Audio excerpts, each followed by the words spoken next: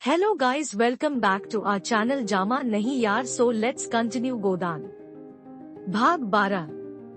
रात को गोबर झुननिया के साथ चला तो ऐसा कांप रहा था जैसे उसकी नाक कटी हुई हो। झुननिया को देखते ही सारे गांव में को हराम मच जाएगा। लोग चारों ओर से कैसी हाय हाय मचाएंगे। धनन्या कक्तनी गान ल्याओ देगी। यह सोच सोच कर उसके पांव पीछे रह जाते थे। होरी का तो उसे भय न था, वह केवल एक बार दहाड़ेंगे कि शांत हो जाएंगे। डर था धनन्या का, जहर खाने लगेगी, घर में आग लगाने लगेगी। नहीं, इस विवाह झुनन्या के साथ घर नहीं जा सकता। लेकिन कहीं धनन्या ने झुनन्या को घर में घुसने ही न कद्या और झाड़ लेकर मारने दौड़ी तो वह बेचारी कहाँ जाएगी। अपने घर तो लौट नहीं सकती, कहीं को एऊ में कदम पड़े या गले में याऊं सी लगा ले तो क्या हो। उसने लंबी सांस ली, ककस की शरण ले। मगर अम्माओं इतनी नंददी नहीं है, कक मारने दौड़े, क्रोध में दो चार गान ल्याऊ देंगी। लेकिन जब झुनन्या उनके पाँव पकड़ कर रोने लगेगी तो उन्हें जरूर दया आ जाएगी। तब तक वह खुद कहीं नचपा रहेगा। जब उपद्रव शांत हो जाएगा तब वह एक कदम धीरे से आएगा और अम्माओं को मना लेगा। अगर इस बीच उसे कहीं मजरी न मिल जाए और 2-4 रुपए लेकर घर लौटे तो फिर धनन्या का मुंह बंद हो जाएगा। झुनन्या बोली, मेरी छाती धक धक कर रही है, मैं क्या जानती थी तुम मेरे गले यह रोग मढ़ दोगे। न जाने ककस बुरी साइट में तुमको देखा, न तुम गाय लेने आते, न यह सब कुछ होता। तुम आगे आगे जाकर जो कुछ कहना सुनना हो कह सुन लेना, मैं पीछे से जाऊंगी। गोबर ने कहा, नहीं नहीं, पहले तुम जाना और कहना मैं बाजार से सौदा बेचकर घर जा रही थी, रात हो गई है, अब कैसे जाऊं, तब तक मैं आ जाऊंगा। झुनन्या चचंतत मन से कहा, तुम्हारी अम्माओं बड़ी गुस्सैल है, मेरा तो जी कांपता है, कहीं मुझे मारने लगे तो क्या करूंगी। गोबर ने धीरज कदलाया, अम्माओं की आदत ऐसी नहीं, हम लोगों तक को तो कभी एक तमाचा मारा नहीं, तुम्हें क्या मारेंगी। उनको जो कुछ कहना होगा मुझे कहेंगी, तुमसे तो बोलेंगी भी नहीं। गांव समीप आ गया। गोबर ने टकठक कर कहा, अब तुम जाओ। झुनन्या ने अनुरोध किया, तुम भी देर न करना। नहीं नहीं, क्षण भर में आता हूँ, त चल तो। मेरा जी न जाने कैसा हो रहा है, तुम्हारे ऊपर क्रोध आता है। तुम इतना डरती क्यों हो, मैं तो आ ही रहा हूँ। इससे तो कहीं अच्छा था कक्सी 10 सरी जगह भाग चलते। जब अपना घर है तो क्यों कहीं भागे, तुम नाहक डर रही हो। जल्दी से आओगे न। हाउ हाउ, अभी आता हूँ। मुझसे दगा तो नहीं कर रहे हो, मुझे घर भेजकर आप कहीं चलते बनो। इतना नीच नहीं हूँ झना, जब तेरी बाहों पकड़ी है तो मरते दम तक न भाऊंगा। झुनन्या घर की ओर चली। गोबर एक क्षण दुविधा में पड़ा खड़ा रहा, फिर एकाएक नसर पर मुड़राने वाली नधक्कार की कल्पना भयंकर रूप धारण करके उसके सामने खड़ी हो गई। कहीं सचमुच अम्माओं मारने दौड़े तो क्या हो। उसके पांव जैसे धरती से नचमट गए। उसके और उसके घर के बीच केवल आमों का छोटा सा बाग था। झुनन्या की काली परछाई धीरे धीरे जाती हुई दिख रही थी। उसकी ज्ञानेंद्रियां बहुत तेज हो गई थी। उसके कानों में ऐसी भनक पड़ी जैसे अम्माओं झुनन्या को गाली दे रही है। उसके मन की कुछ ऐसी दशा हो रही थी मानो नसर पर गड़ासे का हाथ पड़ने वाला हो, देह का सारा रिसक खा गया हो। एक क्षण के बाद उसने देखा जैसे धनन्या घर से ननकल कर कहीं जा रही हो, दादा के पास जाती होगी। शायद दादा खा पी कर मटर अगोरने चले गए हैं। वह मटर के खेत की ओर चला। जौगेहूं के खेतों को रौंदता हुआ वह इस तरह भागा जा रहा था मानो पीछे दौड़ आ रही है। वह है दादा की मुड़ैया। वह रुक गया और दबे पांव आकर मुड़ैया के पीछे बैठ गया। उसका अनुमान ठीक ननकला, वह पहुंचा ही था कब धनन्या की बोली सुनाई दी, ओ गजब हो गया अम्माऊ, इतनी कठोर है। एक अनाथ लड़की पर इन्हें तनंत भी दया नहीं आती, और जो मैं सामने जाकर इटकार द ऊकक। तुमको झुनन्या से बोलने का कोई मजाल नहीं है, तो सारी सेखी ननकल जाए। अच्छा, दादा भी नबगड़ रहे हैं। किले के नले आज ठीकरा भी तेज हो गया। मैं जरा अदब करता हूँ, उसी का इल है। यह तो दादा भी वहीं जा रहे हैं।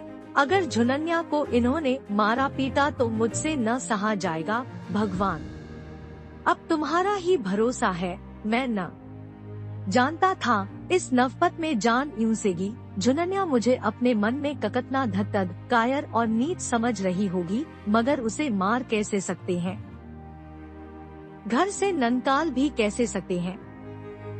क्या घर में मेरा नहसा नहीं है? अगर झुनन्या पर कक्सी ने हाथ उठाया तो आज महाभारत हो जाएगा। माँ बाप जब तक लड़कों की रक्षा करे तब तक माँ बाप है। जब उनमें ममता ही नहीं है तो कैसे माँ बाप? होरी जो ही मुड़ैया से ननकला, गोबर भी दबे पाँव धीरे धीरे पीछे पीछे चला।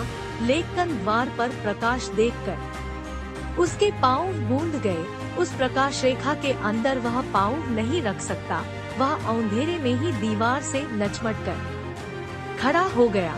उसकी नहमत ने जवाब देकर दिया, हाय बेचारी झुनन्या पर ननरपराध यह लोग झल्ला रहे हैं, और वह कुछ नहीं कर सकता। उसने खेल खेल में जो एक नचनगारी ये कर दी थी, वह सारे खनलहान को भस्म कर देगी, यह उसने न समझा था। और अब उसमें इतना साहस न था कि सामने आकर कहे, हाउ मैंने नचनगारी ये की थी। नजन तटकोनों से उसने अपने मन को संभाला था। वे सब इस भूकंप में नीचे आ रहे और वह झूम पड़ा, नीचे नगर पड़ा। वह पीछे लौटा। अब वह झुनन्या को क्या मुंह कद खाए। वह 100 कदम चला, पर इस तरह जैसे कोई नसपाही मैदान से भागे। उसने झुनन्या से प्रीनत और नव्वाह की जो बातें की थी, वह सब याद आने लगी।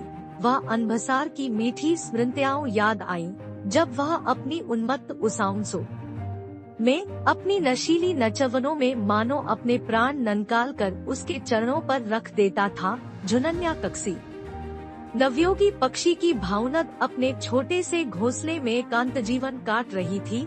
वहाँ नर का मत आगरा न था, न वह उद्दीप्त उल्लास, न शावकों की मीठी आवाजें, मगर बहनले का जाल और छल भी तो वहाँ न था। गोबर ने उसके एकांत घोंसले में जाकर उसे कुछ आनंद पहुँचाया या नहीं, कौन जाने, पर उसे नवपनत में डाल ही कर दिया। वह संभल गया। भागता हुआ नसपाही मानो अपने एक साथी का बढ़ावा सुनकर पीछे लौट पड़ा। उसने द्वार पर आकर देखा तो ककवाड़ बंद हो गए थे। ककवाड़ों के दराजों से प्रकाश की रेखाएं बाहर ननकल रही थी। उसने एक दरार से अंदर झांका। धनन्या और झुनन्या बैठी हुई थी।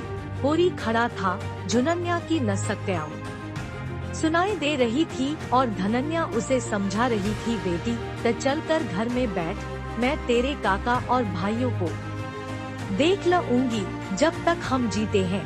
कक्सी बात की चचता नहीं है, हमारे रहते कोई तुझे नतरची आंखों देख भी न सकेगा। गोबर गदगद हो गया। आज वह कक्सी लायक होता तो दादा और अम्माओं को सोने से मंड देता और कहता, अब तुम कुछ परवाह न करो, आराम से बैठे खाओ और न जितना दान पुण्य करना चाहो करो। झुनन्या के प्रणत अब उसे कोई शंका नहीं है। वह उसे जो आश्रय देना चाहता था वह नमल गया। झुनन्या उसे दगाबाज समझती है तो समझे, वह तो अब तभी घर आएगा जब वह पैसे के बल से सारे गांव का मुंह बंद कर सके। और दादा और अम्माओं उसे कुल्ला का कलंक न समझकर कुल्ला का नतलक समझे। मन पर न जितना ही गहरा आघात होता है, उसकी प्रणत क्रिया भी उतनी ही गहरी होती है। इस अपकीर्षत और कलंक ने गोबर के अंतस्थल को मत कर वह रत्न ननकाल न लिया। जो अभी तक नचपा पड़ा था, आज पहली बार उसे अपने दान्यत्व का ज्ञान हुआ और उसके साथ ही संकल्प भी। अब तक वह कम से कम काम करना और ज्यादा से ज्यादा खाना अपना हक समझता था। उसके मन में कभी यह नवचार ही नहीं उठा कि घरवालों के साथ उसका भी कुछ कर्तव्य है।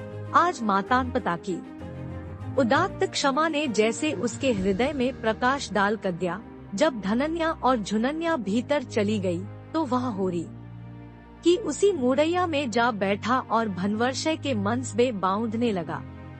शहर के बेलदारों को पाउच आने रोज नमलते हैं, यह उसने सुन रखा था। अगर उसे 6 आने रोज नमले और वह एक आने में गुजर कर ले, तो 5 आने रोज बच जायु। महीने में 10 रुपए होते हैं और साल भर में 125। वह 125 की थैली लेकर घर आए तो ककस की मजाल है जो उसके सामने मुंह खोल सके।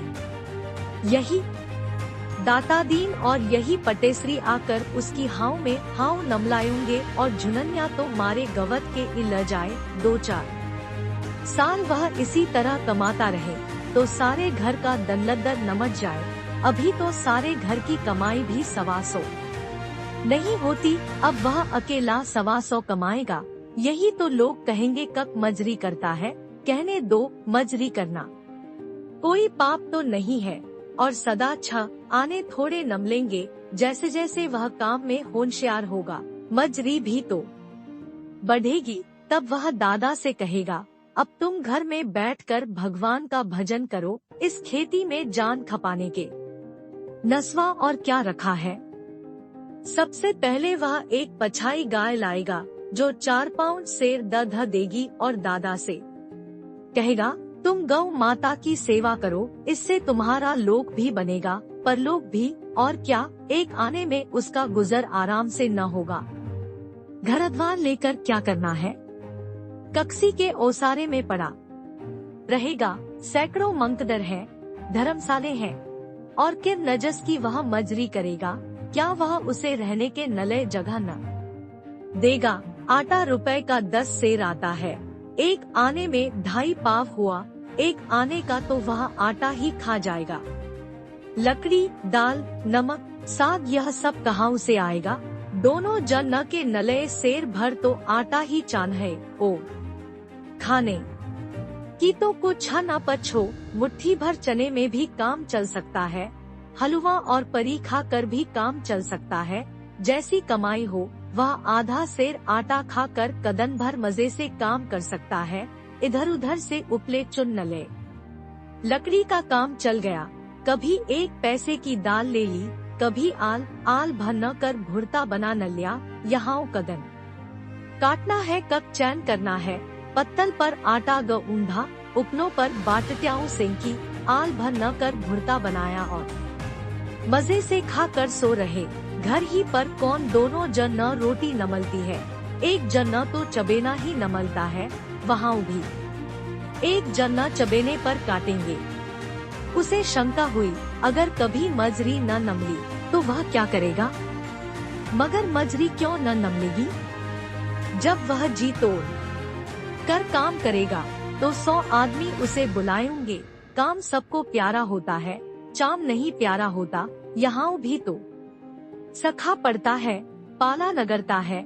ऊख में दीमक लगते हैं, जौ में गेरुई लगती है, सरसों में लाही लग जाती है।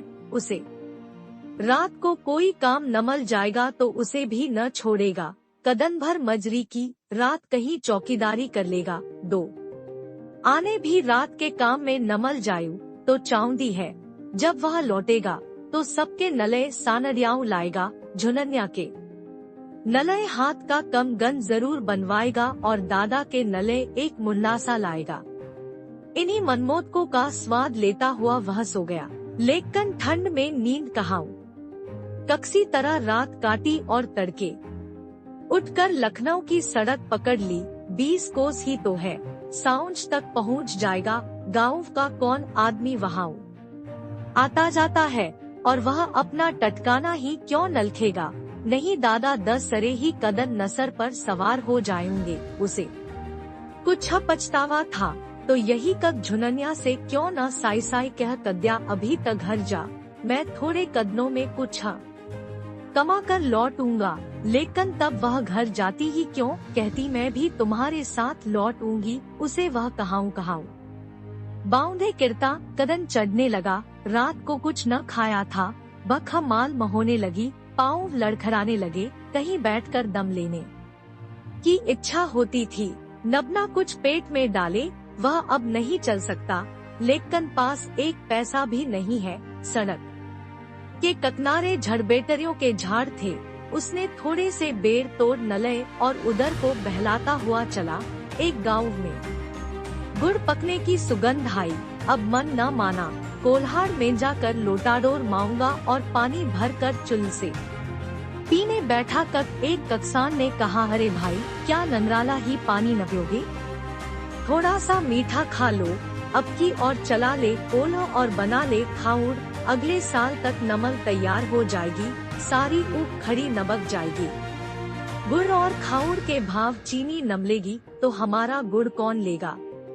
उसने एक कटोरे में गुड़ की कई चपंडियां उला कर दी। गोबर ने गुड़ खाया, पानी न पिया, तमाक तो पीते होगे।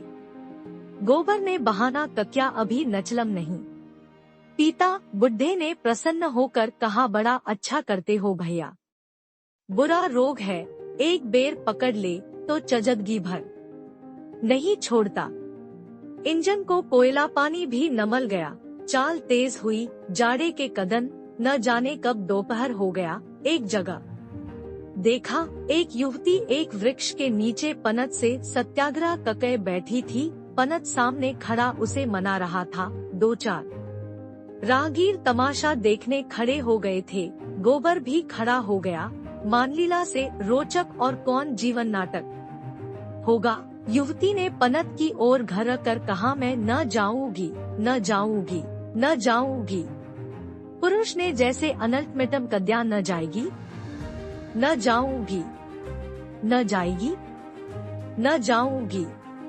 पुरुष ने उसके के शव पकड़कर घसीटना शुरू किया। युवती भनम पर लौट गई और चला ले कोल्हा और बना ले खाऊड़, अगले साल तक नमल तैयार हो जाएगी, सारी ऊख खड़ी नबक जाएगी।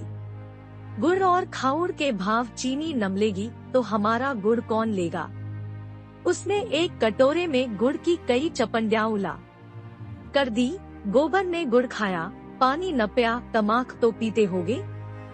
गोबर ने बहाना कक्या अभी नचलम नहीं पीता। बुढ़े ने प्रसन्न होकर कहा, बड़ा अच्छा करते हो भैया, बुरा रोग है, एक बेर पकड़ ले तो चजदगी भर नहीं छोड़ता।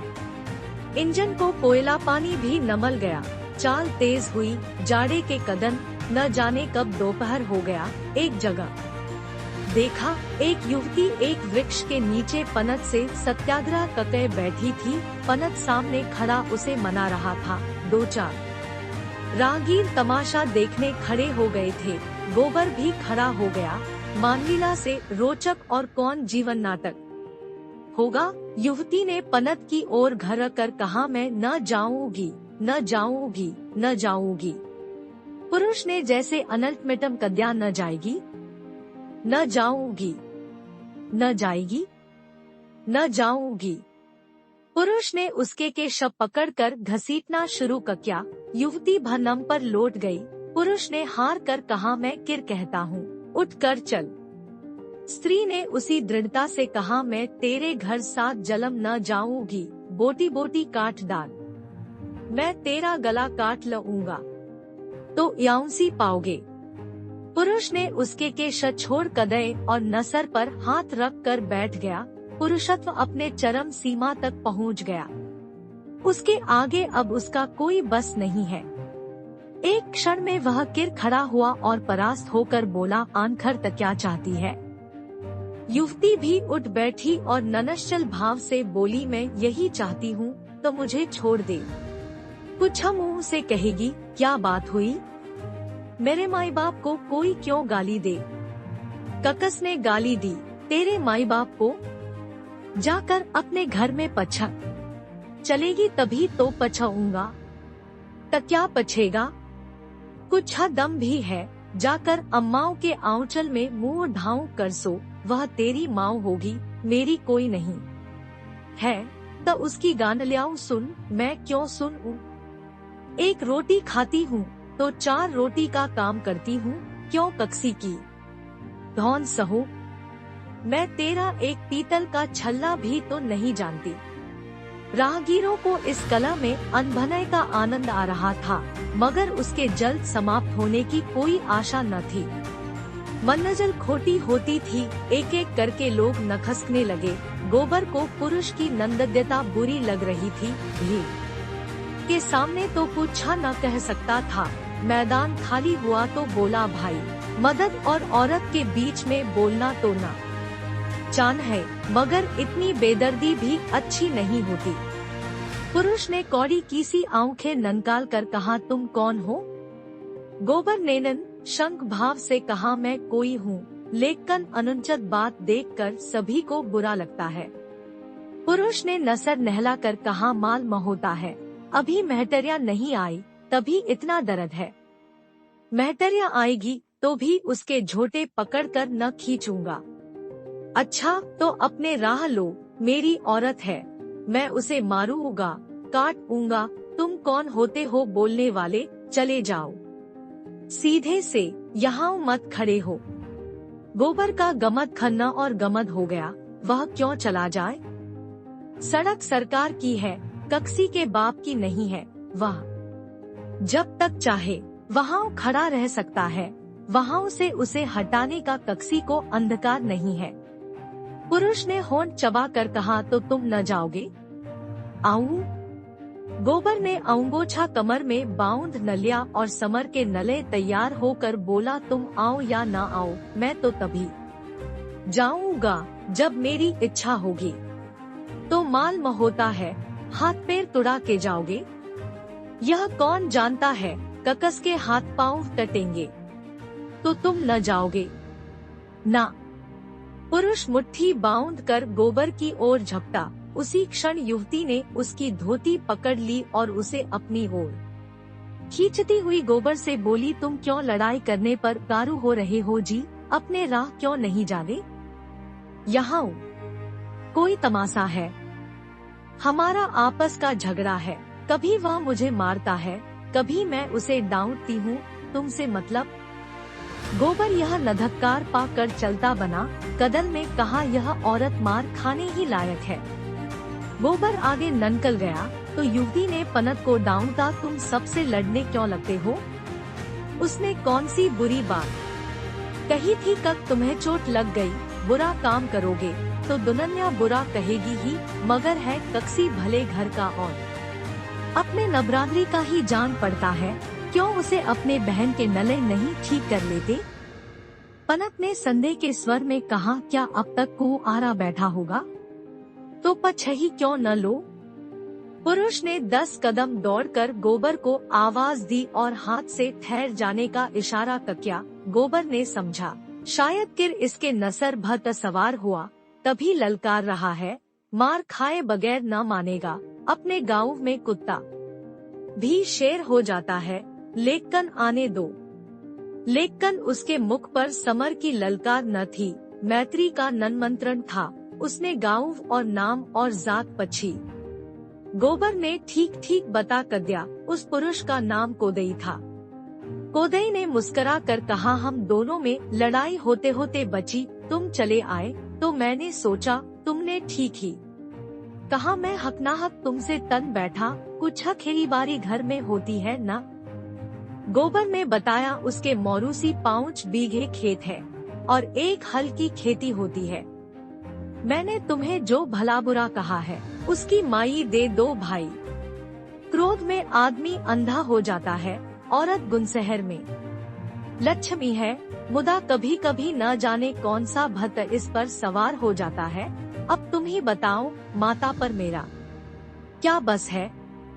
जन्म तो उन्हीं ने कद्या है, पाला पोसा तो उन्होंने है। जब कोई बात होगी तो मैं जो कुछ कहूँगा लुगाई ही से कहूँगा, उस पर अपना बस है। तुम ही सोचो, मैं कुपत तो नहीं कह रहा हूँ। हाँ, मुझे उसके बाद पकड़कर घसीटना न था, लेकिन औरत जात नबना को छत ताड़ना कदे काब में भी तो नहीं रहती, चाहती है माऊ से अलग हो जाऊं। तुम ही सोचो कैसे अलग हो जाऊं और ककस से अलग हो जाऊं। अपनी माऊ से नजस ने जन्म कदिया, यह मुझसे न होगा। औरत रहे या जाए, औरत रहे या जाए। गोबर को भी राय बदलनी पड़ी। बोला माता का आदर करना तो सबका धर्म ही है भाई, माता से कौन उठन हो सकता है। कोदई ने उसे अपने घर चलने का नेवता कर दिया।